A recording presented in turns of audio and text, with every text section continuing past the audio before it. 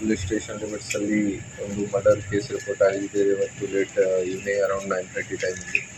ಅದು ಅಶ್ವಿನಿ ಲೇಔಟಲ್ಲಿ ಒಂದು ಬಾಡಿ ಸಿಕ್ಕಿದೆ. ಅವ್ರ ಮೇಲೆ ಶಾರ್ಪ್ ವೆಪನ್ ಮಚ್ಚು ವಗೇರೆ ಅಂತ ಅಟ್ಯಾಕ್ ಮಾಡಿದ್ದಾರೆ, ಈ ಥರ ಗೊತ್ತಾಗ್ತಾ ಇದೆ ಕ್ರೈಮ್ ಆಫೀಸಿ. ಸೊ ನಾವು ಪತ್ತೆ ಮಾಡಿದ್ದೀವಿ. ಆ ಬಾಡಿ ಒಬ್ಬರು ನಾಗದೇವನಹಳ್ಳಿ ರಾಮಸ್ವಾಮಿ ಅವರು JCB ವಗೇರೆ ಇದೆ, ಅವರ ಹತ್ರ 2 JCB ಇದೆ. ಅದೇ ಕೆಲಸ ಮಾಡ್ತಾರೆ, ಅವರು ಸಿವಿಲ್ ವರ್ಕ್ ವಗೇರೆ ಮಾಡ್ತಾರೆ.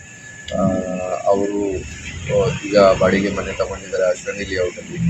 ಸೊ ಮನೆಗೆ ಹೋಗುವಾಗ ಟೈಮಲ್ಲಿ ಅವರ ಮೇಲೆ ಶಾರ್ಪ್ ವೆಪನ್ಸಿಂದ ಯಾರು ಅಟ್ಯಾಕ್ ಮಾಡಿ ಕೈ ಕಟ್ ಆಗಿದೆ, ಜಾಸ್ತಿ ಡೀಪ್ ಇಂಜರೀಸ್ ಇದೆ, ಮತ್ತು ಮುಖ ಮೇಲೆ ಕೂಡ ಜಾಸ್ತಿ ಡೀಪ್ ಇಂಜರೀಸ್ ಇದೆ.